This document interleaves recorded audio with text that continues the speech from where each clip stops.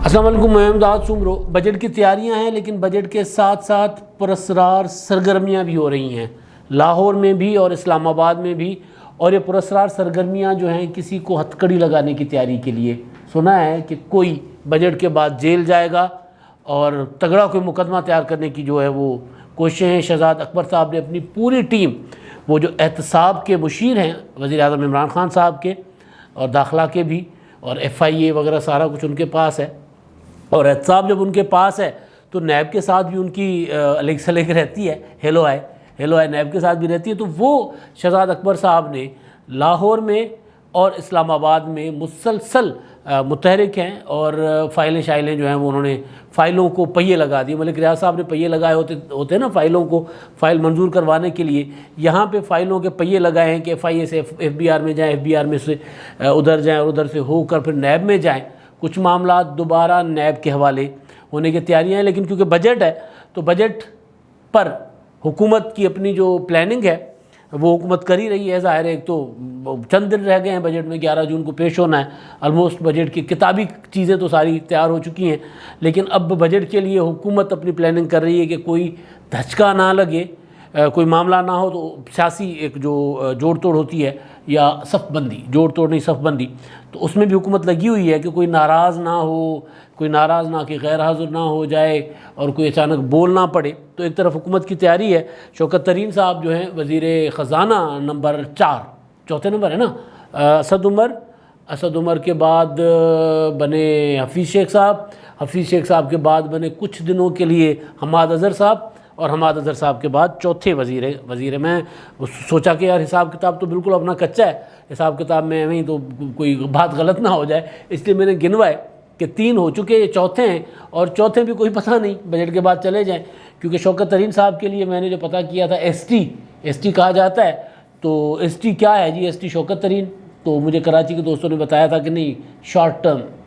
Term ان کو کہا جاتا ہے ایس ٹی، کہ وہ کچھ عرصے کے لیے آتے ہیں اور رنگ روگن کر کے کچھ چیزیں سیدھی پدری کر کے چلے جاتے ہیں، شکل نکال کے دیتے ہیں کہ اگر ان کو کھٹارا بس دی جائے تو وہ کھٹارا بس کو نا ذرا چلا کر نا رنگ روگن کر کے، بندہ باہر سے دیکھے گا واجی واہ بڑی کمال بس ہے، تو وہ بس کو شکل نکال کر چلا دیتے ہیں۔ ان کو کوئی انڈسٹری دی جائے، کوئی یعنی سک یونٹ ان کو دیا جائے تو اس کی شکل نکال دیتے ہیں، تو وہ شارٹ ٹرم میں کچھ چیزیں کرتے ہیں۔ لیکن ان کا ارینجمنٹ جو ہوتا ہے کہتے ہیں کہ وہ لانگ ٹرم نہیں ہوتا۔ لیکن بہرحال اب وہ آئے ہیں، ان کے آنے کے بعد آپ نے دیکھا کہ شوکت ترین صاحب کے آنے کے فوراً بعد عمران خان صاحب کی حکومت نے کیا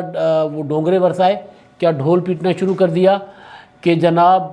وہ جو ہے GDP گروتھ وہ 4% پہ چلا گیا ہوا ہے، 3.94 آلموسٹ 4% پہ چلا گیا ہوا ہے۔ تو ظاہر ہے یہ شوکت ترین صاحب کا کمال ہوگا نا، کہ اس سے پہلے وہ اعداد و شمار ہی ان کے ٹھیک نہیں ہوتے تھے عمران خان صاحب کی حکومت کے، تو کم از کم اعداد و شمار جو ہیں وہ کچھ بتا کر جو ہے وہ بات کر رہے ہیں۔ شوکت ترین صاحب نے آتے کہا تھا کہ بھائی یہ بجٹ جو ہے، بجٹ کہہ رہا ہوں، معیشت جو ہے وہ تو آپ اس کا بیڑا غرق کر دیا ہوا ہے، اور معیشت تو اس قابل ہی نہیں ہے کہ اس کو چلایا جائے، لیکن بہرحال میں کوشش کروں گا۔ پھر انہوں نے کچھ باتیں IMF کے حوالے سے بات کی تھی کہ IMF کی اتنی سنگین اور سخت قسم کی شرائط پر آپ لوگوں نے قرضے لیے ہیں، اور مزید اگر اس کو کنٹینیو رکھا گیا یعنی شرائط کو، اور بجلی وغیرہ کی قیمتیں بڑھائی گئی تو پھر معیشت بیٹھ جائے گی، پھر کچھ نہیں ہوتا، پھر کولیپس کر جائیں گے۔ تو وہ انہوں نے بیسیکلی اس لیے کہا تھا تاکہ کل کو اگر میں بھی نہیں چلا پاتا تو الزام میرے اوپر نہ آئے، لہٰذا وہ اپنا حفظ ماتقدم انہوں نے وہ ساری باتیں کی تھی۔ لیکن آج تھوڑا سا جب وہ چیزیں ہیں وہ انہوں نے رنگ روگن کر دیا نا، تھوڑا سا شکل نکال دی، تو اس کے بعد آج انہوں نے جو پریس کانفرنس کی انہوں نے کہا کہ مسلم لیگ نون نے جو ہے وہ کافی ساری جال سازی کر رکھی تھی، ڈالر شالر کا ریٹ جو ہے وہ مصنوعی طریقے سے کم رکھا ہوا تھا، اور یہ وہ بہرحال انہوں نے ایک طویل تفصیلی بات چیت کی۔ مسلم لیگ نون کا ایک سیمینار تھا جو اپوزیشن کی جماعتوں کا بجٹ پر، اور شہباز شریف صاحب نے ویڈیو لنک پر خطاب کیا، باقی ماہرین تھے وہاں پر سارے، اور مختلف جماعتوں کے لوگ بھی تھے وہاں پر۔ پھر حکومتی اعداد و شمار، حکومتی جو اس کو انہوں نے مسلم لیگ نون کے اعداد و شمار کو مسترد کیا، انہوں نے حکومتی اعداد و شمار کو مسترد کیا، تو اپوزیشن بھی اپنی تیاری کر رہی ہے کہ جناب بجٹ میں کیا کیا چیزیں وہ شامل کروائی جائیں، کیا کیا چیزیں حکومت کی روکی جائیں۔ مطلب جو ایک طریقہ ہوتا ہے، بجٹ روکنا کسی کا مقصد نہیں ہے، بجٹ روکنے کا خطرہ جو ہے نا عمران خان صاحب کو وہ ہے جہانگیر ترین صاحب سے۔ لیکن انہوں نے، ان کے جو نمائندہ ہیں سید اکبر نوانی صاحب پنجاب اسمبلی میں، انہوں نے کل کہہ دیا تھا کہ ہم نے بجٹ نہیں روکنا، ہم آپ کے ساتھ ہیں حکومت کے، لیکن عمران خان صاحب کو پتہ ہے کہ جہانگیر ترین صاحب میرے ساتھ تو ہیں، لیکن آگے چل کر کبھی بھی کسی بھی وقت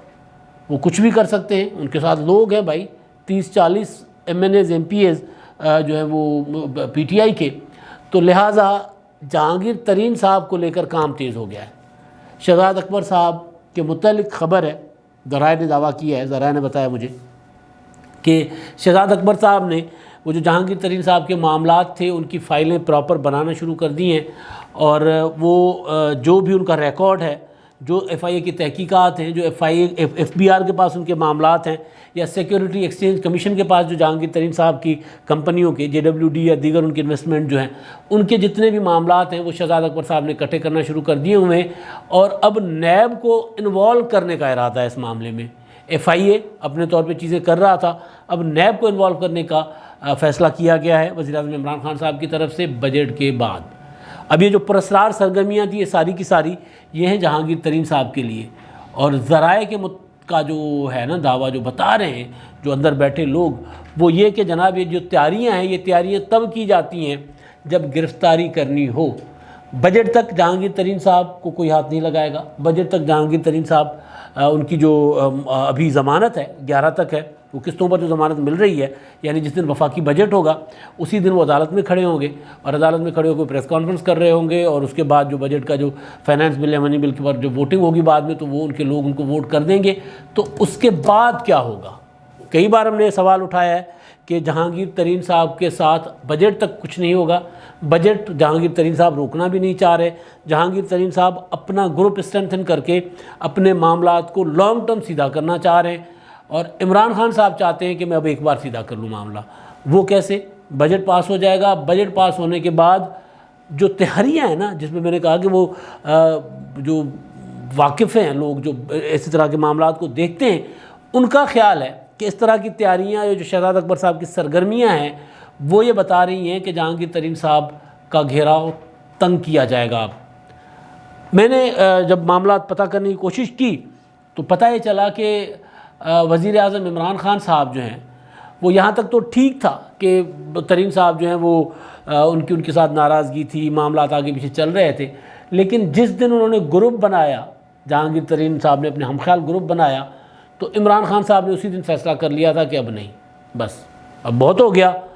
مطلب جہانگیر ترین صاحب بھی کہتے ہیں میرے ساتھ بہت ہو گیا، انہوں نے کہا تھا کہ جناب میں دوست ہوں، مجھے دشمن نہ بناؤ، اور میں انصاف مجھے چاہیے، سیاست نہ کرے میرے ساتھ، مجھے انصاف دیں۔ تو عمران خان صاحب نے اب کہا ہے کہ سیاست کر کے انصاف نہیں ہوگا، آپ میرے ساتھ سیاست کر رہے ہو، آپ اپنا گروپ بنا رہے ہو، لہٰذا اب پھر وہی ہوگا جو سیاسی مخالفین کے ساتھ ہوتا ہے۔ یعنی اب جہانگیر ترین صاحب جنہوں نے عمران خان صاحب کو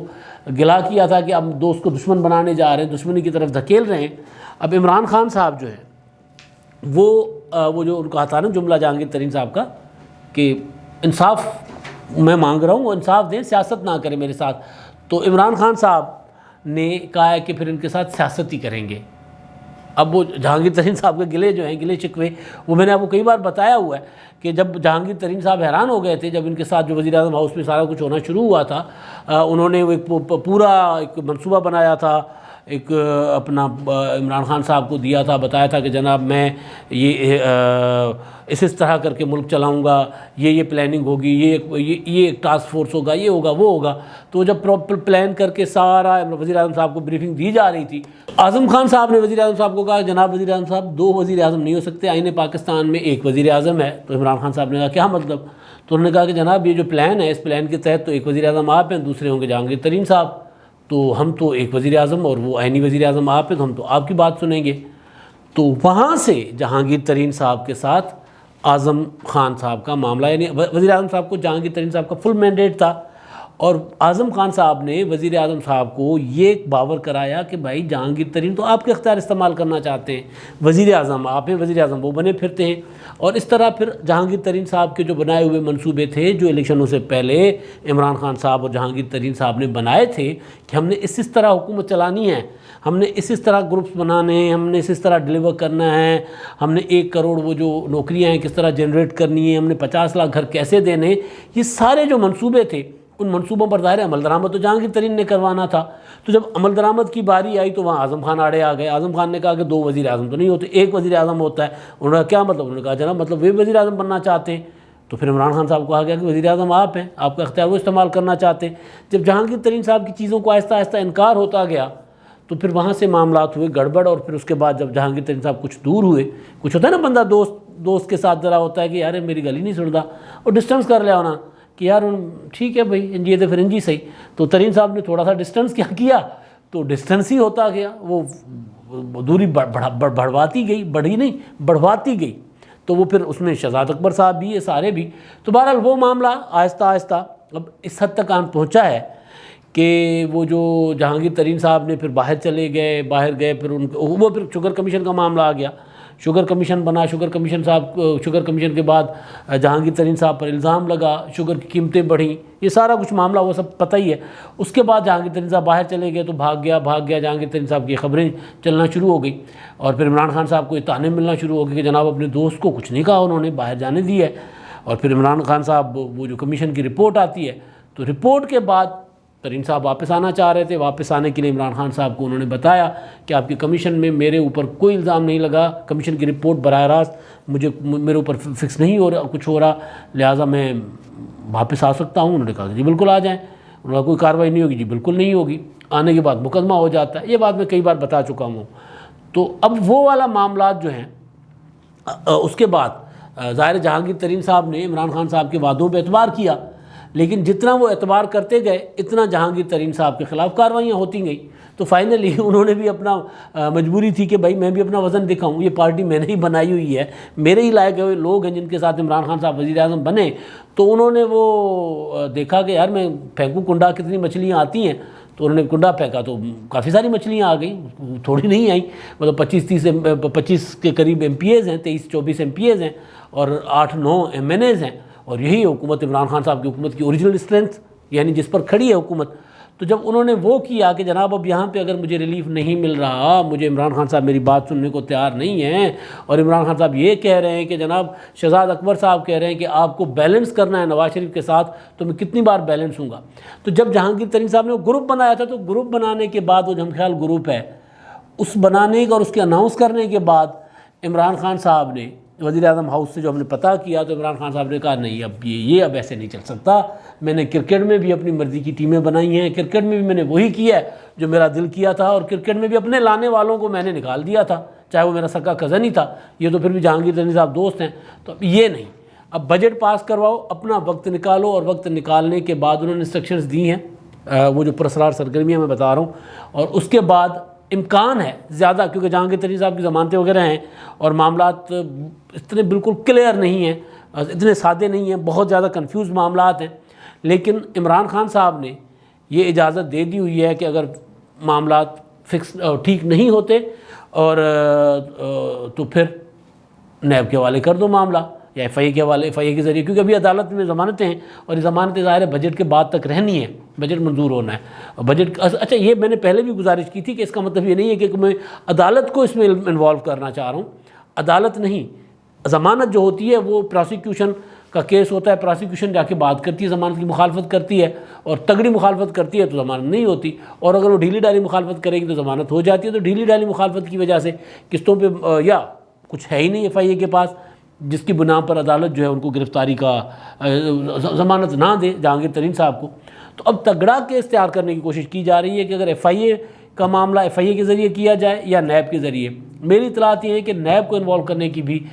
جو ہے وہ شہزاد اکبر صاحب نے وزیر اعظم عمران خان صاحب سے مشورہ کیا ہے، نیب کو بھی انوالو کیا جا سکتا ہے. لیکن بجٹ کے بعد جہانگیر ترین صاحب شاید اس طرح آزاد نہ پھر سکیں. اور جہانگیر ترین صاحب نے اپنے یاروں دوستوں کو یہ اشارے کرنا شروع کر دیے ہوئے ہیں کہ بجٹ کے بعد ہمارے ساتھ جو ہے وہ جارحانہ رویہ ہو سکتا ہے. ظاہر ہے اس میں جہانگیر ترین اکیلے نہیں ہوں گے. جہانگیر ترین صاحب کو تنہا کرنے کے لیے پہلے ان کے گروپ کے لوگوں کے خلاف بھی راجہ ریاض ہو گیا، نعمانی صاحب ہو گئے، نذیر چوہان پر مقدمہ پہلے ہی ہو گیا ہوا ہے، وہ مقدمہ کچھ اور طریقے کا ہے، لیکن اس طرح ان کے گروپ کے جو لوگ ہیں پی ایز ایم این ایز یا وہ جو انہوں نے پارلیمانی لیڈر نامزد کیے ہیں اپنے گروپ کے، ان کے خلاف تگڑی کارروائیاں ہوں گی تاکہ کسی ایک دو کو ذرا مثال بنا کر باقیوں کو واپس اپنی طرف کھینچ لیا جائے۔ وہ جو M N is M P is جو ہم خیال بن گئے نا، ان کی ہم خیالی جہانگیر ترین صاحب کے ساتھ ختم کروائی جائے، اور پھر جہانگیر ترین اکیلے ہو جائیں تو پھر ان کو بھی ذرا کچھ عرصے کے لیے، زیادہ لمبا نہیں، کچھ عرصے کے لیے ان کو جیل بھیجا جائے۔ ادھر تیاریاں ہیں گرفتاری کی، اور جہانگیر ترین صاحب بھی اپنا ظاہر انہوں نے سارے گروپس کو اپنے جو گروپ کے دوستوں کو، اپنے اہل خانہ کو اشارہ کر دیا ہوا ہے، اور جہانگیر ترین صاحب نے کہا تھا کہ میرے پاس بہت زیادہ لوگ ہیں، ابھی یہ تو میں صرف وہ لوگ سامنے لایا ہوں جو بالکل میرے ساتھ ہر وقت کھڑے رہیں گے۔ تو ادھر سے اب گرفتاری کی تیاریاں جو ہو رہی ہیں، تو جہانگیر ترین صاحب ممکن ہے کہ اپنے اس گروپ کو زیادہ تگڑا کر لیں، زیادہ بڑھا دیں، مزید لوگوں کو شامل کروا دیں۔ اب دیکھتے ہیں کہ وہ جو پراسراریت ہے نا گرفتاری سے پہلے کی، وہ ہوتا ہے نا کہ طوفان سے پہلے جو خاموشی جو ہے طوفان کا پیش خیمہ ہے، تو یہ جو پراسراریت ہے جو شہزاد اکبر صاحب نے شروع کر رکھی ہے، وہ جو ایک جاسوسی ناولوں کی طرح کام شروع ہو گئے ہیں وہ پراسراریت یہ والی، یہ کسی گرفتاری کا پیش خیمہ ہے، یا جہانگیر ترین صاحب مزید لوگ اپنے ساتھ ملا کر گرفتاری سے بچ جائیں گے؟ دیکھتے ہیں۔ اب تک کے لیے اتنا ہی، اللہ حافظ۔